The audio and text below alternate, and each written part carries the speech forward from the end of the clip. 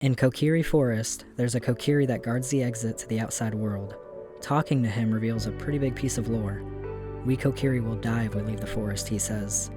If you were like me, you just kind of accepted that. The game doesn't really give you any reason not to. Sure, you run across people that know about the Kokiri, but considering the carpenter's son is seen in the Lost Woods as adult Link, maybe others have been here and seen them before too, explaining how outsiders would know about them. And we know for a fact that Link's mother, while gravely wounded, wandered into the forest with baby Link, entrusting his safety to the Deku Tree before dying. So people have definitely been in both the Lost Woods and Kokiri Forest.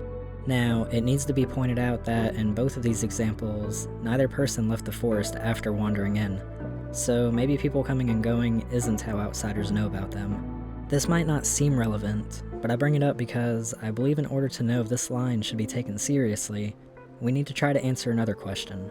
How do outsiders know about the Kokiri? When you revisit Kokiri Forest as an adult, they don't seem afraid or wary of you. In fact, some of them actually seem happy to see an outsider. In my opinion, this reaction is either excitement over what is normally a rare occurrence, or it could be seen as an indication that the Kokiri are familiar with outsiders. Let's explore these options. If it is a rare occurrence, it's probably just so exciting for them to see an outsider that they're unaware of the possible danger. They are kids after all, and a lot of kids get so caught up in the fun of a situation that they overlook their own safety. So this could explain why they aren't scared of you, even though they rarely see outsiders. Now, I pointed out earlier that there's been people that have entered the woods, and maybe even interacted with the Kokiri, but with everyone that gets lost allegedly becoming a Stalfos, I would imagine these interactions don't happen often. I think this because even if outsiders don't know what's actually happening to people that enter the woods, what they do know is that they don't come back, which would definitely give it a bad reputation, causing most outsiders to avoid the Lost Woods entirely. This fear of the Lost Woods is supported by talking with the old lady in Kakariko Village, who tells you she would love to get ingredients from the Lost Woods, but doesn't dare enter it to do so. She even calls the carpenter's son a fool for doing just that. So with this in mind, I think it's more likely that people outside the Lost Woods are just seeing any Kokiri that have wandered to the edge of the forest, thus spreading rumors of fairy children, explaining how people know about them. On the other hand, if their reaction to adult Link is due to them being familiar with outsiders, then maybe they've even talked to people on the edge of the forest, without ever actually leaving it. Who knows, maybe people can enter the forest and manage to walk out just fine, as long as they don't become lost.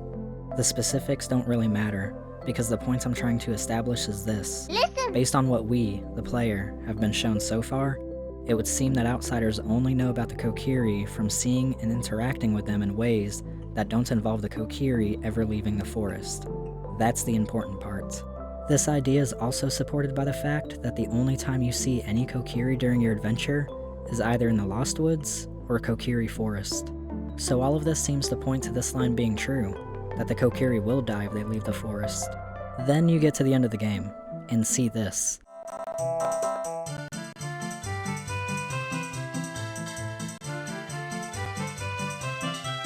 What the fuck? This moment shatters that belief, and raises even more questions. So let's dive in. First, I want to start at the game's ending. Like my previous video about Graveyard Boy, this was brought up in an interview for a Japanese gaming magazine known as 64 Dream, which as the name suggests, had a focus on everything Nintendo 64, at least in its early years. During a developer interview for Ocarina of Time, the interviewer said, "The Kokiri tribe is outside the forest at the ending, and the Zora too." The response? This is because Link's success has wiped out the evil forces, and the range of the Deku Tree sprout protecting the forest has been expanded. The Zoras do not need to be immersed in water all the time. Now, side note, I personally never thought the Zoras being there was weird, because there's Zoras that aren't in water, like the one in the shop. I always assumed they just take a dip every now and then, so they don't dry up. But the part about the Kokiri helps us understand things. Before I go any further, I want to bring up how some people theorize this line is just something that the Deku Tree told the Kokiri in order to protect them from the dangers of the outside world. A lie told to keep them safe. Which makes a lot of sense, considering the Kokiri are a bunch of forest spirits that are essentially children forever. The outside world isn't the safest place for kids traveling on their own, something we all figure out firsthand through Link. However, with the confirmation that the Kokiri are only in the ending because of this protection by the Deku Tree being extended, to me that implies that something will happen if they leave. But what? Would they drop dead on the spot? Or being spirits that have seemingly severed their connection to this world, their connection to the Deku Tree, would they disappear or slowly fade away? Or would they slowly go mad, becoming resentful as the years go by, eventually turning into Pose? Maybe they would just lose their eternal youth and start aging normally. We're starting to get somewhere now, but let's look at some more things before we try to tie it all together and hopefully get an answer. If you have the Mask of Truth, there's a gossip stone behind the Deku Tree that offers an interesting piece of info. They say that one Kokiri has left the forest, but he is still alive. Now, one way to look at this is that we read this gossip stone as Link after we leave the forest and eventually return, so this may be a reference to that. Gossip stones are thought by many to either overhear things or pierce the mind to get their information. Because of this, I think it's safe to assume this information originally came from another Kokiri. And because Link was raised with both himself and those around him thinking he was a Kokiri, I don't think it's crazy to think the gossip stone could be referring to Link. This would reflect the Kokiri's belief that Link is one of them. In fact, the Kokiri who drops the line about them dying if they leave the forest literally says that as a warning to Link. We Kokiri will die if we leave the forest. You're not going to try to leave the forest, are you? Meaning he was worried Link was going to die. So it's clear they see Link as one of their own, at least as a child. However, when we return to Kokiri Forest as a child, we can talk to that same Kokiri, who will be relieved that we're okay, and more importantly, will assume that we didn't actually leave the forest since we're still alive. So maybe the Gossip Stone isn't talking about Link. Meaning, another way to look at this information is that an actual Kokiri left the forest and is out there somewhere, just living his best life, which has huge implications. If one really did leave, then it would be safe to assume that the Kokiri don't immediately die when they leave the protection of the forest, since the Gossip Stone tells us they're still alive. However, since we read this Gossip Stone as a child, we have no way of knowing how long this Kokiri would have survived, meaning we still don't know what happened to them. They might still be kicking around Hyrule while we're fighting Ganondorf, or maybe they perished while Link was getting his beauty sleep. There's also the fact that a lot of people ignore what this Gossip Stone says due to how it's not reachable without doing some hinky platforming. Essentially, they say it's cut content that made it into the game because its location isn't reachable through typical means, so developers didn't bother removing it. Which I would normally agree with, but in the 3DS remake, they not only kept that Gossip Stone, but made it easier to reach as well. So I personally think that it's meant to be seen. However, there's the nature of the Gossip Stones, and depending on how they get their information, everything they say might not be fact.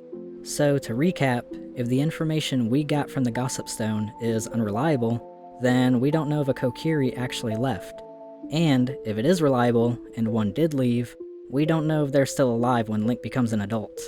For this reason, while I think all this definitely deserves bringing up, I personally don't think this Gossip Stone should be used as any kind of definitive proof. Now let's revisit the 64 Dream interview. I mentioned earlier that the specific way the question was answered seemed to imply that if the protection of the Deku Tree was not extended, then the Kokiri wouldn't be outside of the forest in the end scene. Which to me makes it seem that not only would something bad happen, but this bad thing would possibly be instantaneous. Something that would prevent the Kokiri from being able to leave even for a short period of time, like them dying. So with all this in mind, I don't think the Deku Tree lied to the Kokiri. I think if they were to leave the area of protection, they really would die. Since they're forest spirits that are deeply connected to the Deku Tree, I think that they need that connection to survive, and I think staying in the area of the Deku Tree's power and influence is crucial to that. Now I know there's a bunch of theories on this. All the information I covered could definitely be interpreted differently, and honestly, there's probably so much more that can be said and added to this topic, so I want to know what you guys think. Let me know your theories or thoughts in the comments. I think I'm going to end this one here. Hopefully you all enjoyed watching this as much as I enjoyed making it. If you want to see more stuff like this, be sure to like and subscribe. I really appreciate all the support lately, especially on the last video. It really means a lot to me. Thank you all so much. Till next time.